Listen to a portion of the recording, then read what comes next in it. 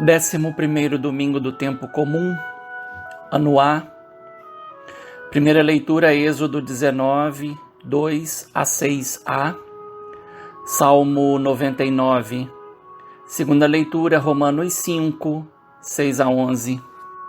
Evangelho, Mateus 9, 36 a 10, 8. Uma das características do Evangelho segundo Mateus é a organização do material, alternando a parte discursiva com a parte narrativa. É uma disposição didática, pois mostra que Jesus é o mestre que ensina e concretiza o seu ensinamento. Mateus 9,35 é uma espécie de síntese do ministério público de Jesus, que combina palavras e ações. Jesus percorria todas as cidades e povoados, ensinando em suas sinagogas e pregando o evangelho do reino, enquanto curava toda sorte de doenças e enfermidades. Esta síntese reaparece em Mateus 11:1. Desse modo, pode-se considerar Mateus 9:35 a 11:1 uma unidade que é aberta e concluída pela atividade missionária de Jesus. No centro, porém, está a ação missionária dos apóstolos, a fim de mostrar que o discípulo é chamado a ser e a agir como mestre.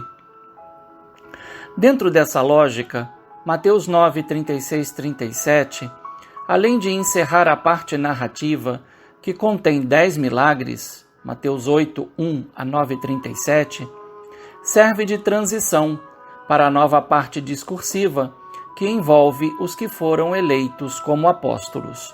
Mateus 10, 1 a 42. A escolha dos 12 aparece igualmente ligada à dupla constatação feita por Jesus. A multidão está cansada e abatida, como ovelhas sem pastor. A messe é grande, mas o número de operários é insuficiente. Versículo 36. Como é um risco para o rebanho que as ovelhas estejam sem pastor, também o é para um campo pronto para a colheita, mas sem ter quem a faça.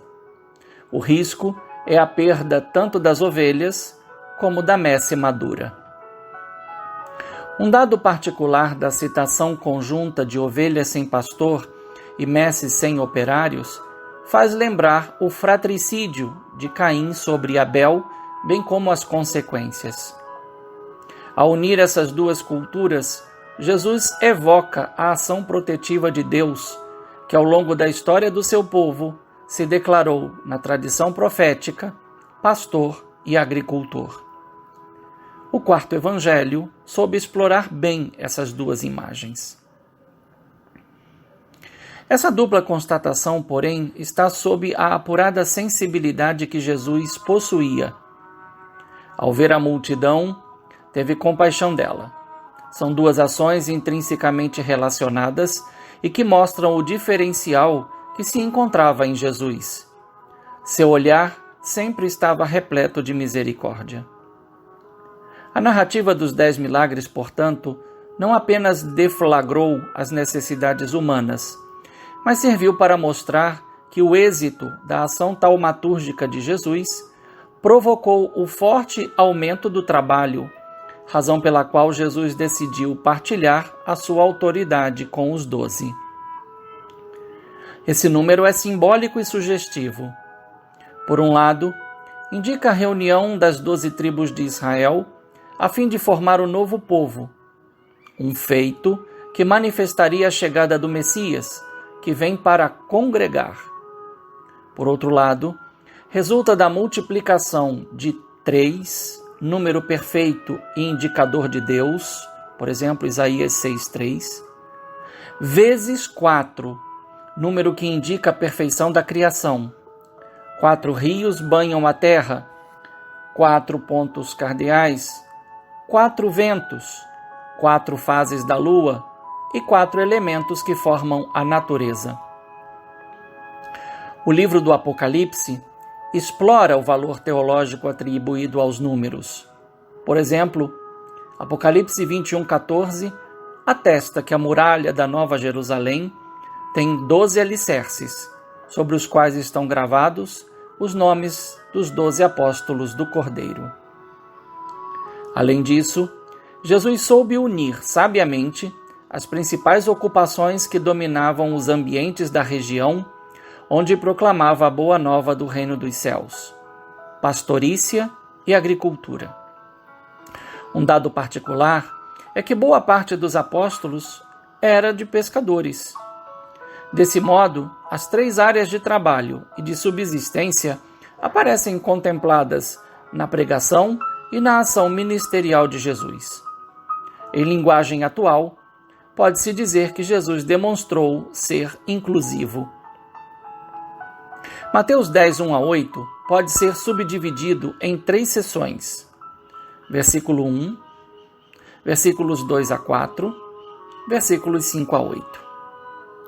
Os versículos 2 a 4 contêm a lista dos 12 apóstolos, que está disposta em 6 duplas: Simão, Pedro e André, Tiago e João, Filipe e Bartolomeu, Tomé e Mateus, Tiago e Tadeu, Simão e Judas. Nota-se que Simão abre e Judas fecha a lista. São os 2 apóstolos traidores, que porém se diferenciam pelas ações que tomaram após a traição. Nos 2 houve arrependimento, mas enquanto Simão se penitenciou da tríplice negação, sinal de esperança e de confiança em Deus, Judas se enforcou, sinal de desespero e de falta de confiança em Deus. Sobre alguns deles há informações adicionais, mas está evidente que Simão é o primeiro, o publicano Mateus quase está no meio e Judas no final. Esta lista encontra-se enquadrada pela missão atribuída aos apóstolos. No versículo 1 está o chamado e a missão, ligada à libertação dos espíritos imundos e à cura de toda sorte de males e enfermidades. No versículo 5a está o envio missionário e as primeiras recomendações, que aparecem nos versículos 6 a 8 e indicam por onde andar: não tomeis o caminho dos gentios, nem entreis em cidade de samaritanos. A quem se dirigir? Dirigi-vos antes às ovelhas perdidas da casa de Israel. O que se deve dizer? Proclamai que o reino dos céus está próximo. E o que se deve fazer? Curai os doentes, ressuscitai os mortos, purificai os leprosos, expulsai os demônios.